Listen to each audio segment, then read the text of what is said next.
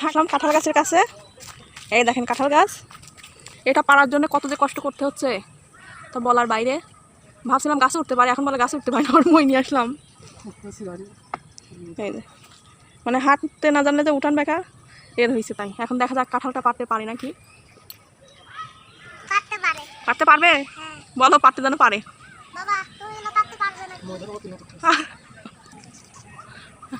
মাথার উপর ফালাইও না, সর্বনাশ। হাতে দাও হাতে দাও, একটা পাইও, একটা গায়ে পড়বে কখন। এই তো পায়ে ফেলছি, একটাই থাক। কষ ধরে না, কষ ধরে না রে বাবা, কষ ধরে না। হয়েছে দেখেন, এটারই দাম আগে কত। দেখো তো পেকে গেছে নাকি না, এটাই খাওয়া যাবে, এটাই ঠিক আছে খাওয়ার জন্য। আজকে আমরা কি করব, কাঁঠালের রেসিপি করব তাই না? আচ্ছা, আজকে আমি কাঁঠাল রান্না করব, সেজন্য দেখেন একটা বড় সাইজের কাঁঠাল নিয়ে নিয়েছি। এবার আমি এটা কেটে নেব। দেখেন রান্না করার জন্য আমাদের সবগুলো কাটা হয়ে গেছে, এগুলো আমি রান্না করব। একটা দেখেন আমি ডেকচি বসিয়ে দিয়েছি, আর ডেকচির মধ্যে দেখেন পানি দিয়েছি। এখন আমি এর মধ্যে হলুদের গুঁড়াটা দিয়ে দেবো। হলুদের গুঁড়া আমি দিয়ে দিলাম। এর মধ্যে এখন আমি কাঁঠাল, কাঁচা কাঁঠাল যে কেটে রেখেছি ছোট ছোট পিস করে, সেগুলোও দিয়ে দেবো।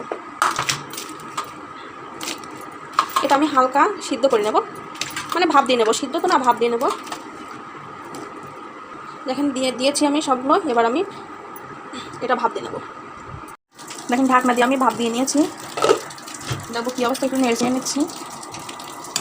দেখেন ভাপ দেওয়া আমাদের প্রায় হয়ে গেছে, আর একটু ভাপ দিয়ে আমরা নামিয়ে ফেলবো।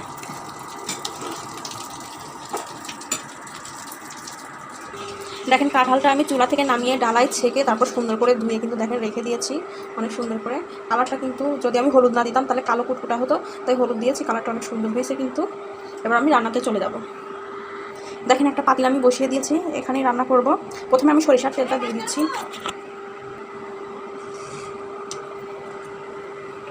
আর একটু সয়াবিন তেল আমি দিয়ে দেবো।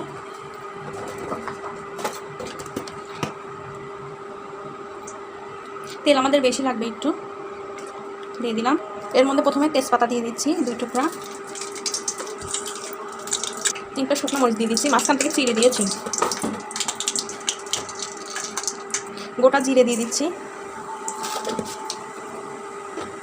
এবার আমি রসুনের কোয়া দিয়ে দেবো এখানে। দেখেন রসুন আমাদের বেশি লাগবে, কাঁঠাল রান্না করতে আসলে সবচেয়ে বেশি রসুন লাগে। রসুন যদি বেশি দেওয়া হয় রান্নাটা অনেক মজা হয়, কাঁঠাল রান্নাটা। এবার একটু নিয়ে নিচ্ছি। রসুনটা দিয়ে একদম সব কিছু নিয়ে ভেজে নিয়েছি। এবার আমি এর মধ্যে পেঁয়াজটা দেবো, পেঁয়াজও কিন্তু আমাদের বেশি লাগবে।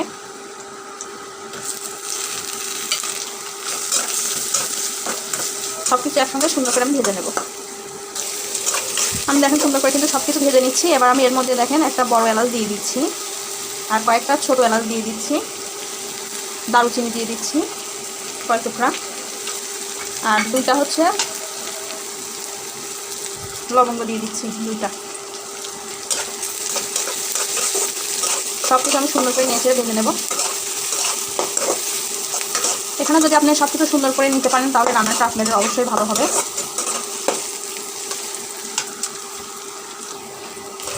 এবার আমি এর মধ্যে রসুন বাটাটা দিয়ে দেবো।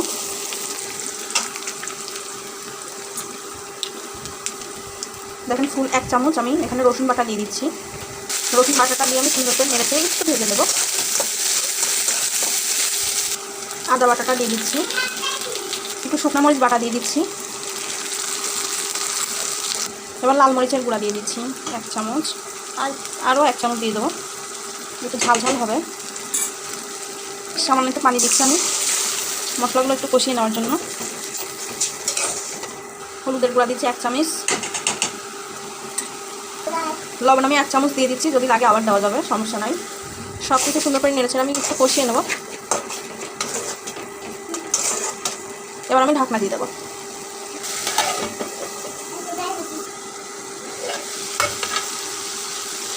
দেখেন অনেক সুন্দর করে কিন্তু আমি কষিয়ে নিচ্ছি, আরও কিছুক্ষণ আমি কষিয়ে নেব। এর মধ্যে আমি এখন ভাজা জিরা দিয়ে দেবো।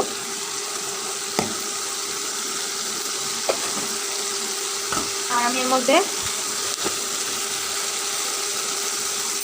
ছোটো এলাচ ভেজে গুঁড়ো করে রেখেছি দিয়ে দিলাম, আর একটু দিয়ে দেবো। এবার সুন্দর করে আরও কিছুক্ষণ কষিয়ে নেব। এবার আমি ভাপ দেওয়া কাঁঠাল এখানে দিয়ে দেবো।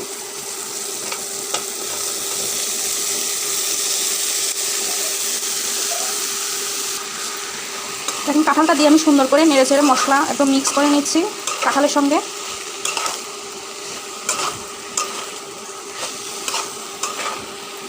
এবার আমি ঢাকনা দিয়ে রেখে দেবো।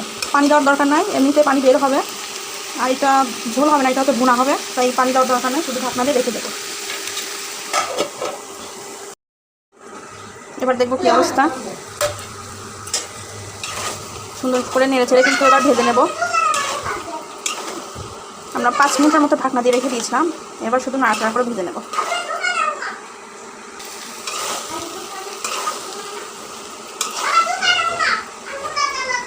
কাঁঠাল কিন্তু অনেকক্ষণ আমরা সুন্দর করে নেড়ে চেড়ে ভেজে নেব, আর মাঝে মধ্যে ঢাকনা দিয়ে আবার নেড়ে ছেড়ে তারপর আবার ঢাকনা দিয়ে রাখবো। এবার আমি আবারও ঢাকনা দিয়ে রাখবো। দেখেন কালারটা কিন্তু চেঞ্জ হয়ে আসতেছে, কালার আরও ভালো হবে তখন আমাদের রান্নাটা হয়ে যাবে। দেখেন পাতিলে নাড়া ভালো করে যাচ্ছে না দেখে আমি কড়াইতে নিয়ে নিয়েছি, নিয়ে সুন্দর করে কিন্তু আমি ভেজে দিচ্ছি। এটা একদম ভাজা ভাজা করবো, সেজন্য মানে এটা খেতে একদম গরুর ভুঁড়ি আছে না সেরকম লাগবে। আমি আরও কিছুক্ষণ এভাবেই সুন্দর করে ভেজে নেব। কাঁচা কাঁঠাল দেখেন আমাদের রান্না করা হয়ে গেছে, আমি চেক করে দেখি একদম সব কিছুই ঠিক আছে। এবার আমি চুলাটা বন্ধ করে দেবো। আপনারা বাসায় অবশ্যই এই রান্নাটি ট্রাই করে দেখবেন, আমি যেভাবে রান্না করেছি। আশা করি আপনাদের অনেক ভালো লাগবে। ভালো লাগলে অবশ্যই লাইক করে দেবেন, আর কিছু বলা থাকলে আসলে কমেন্ট করবেন। সবাই ভালো থাকবেন।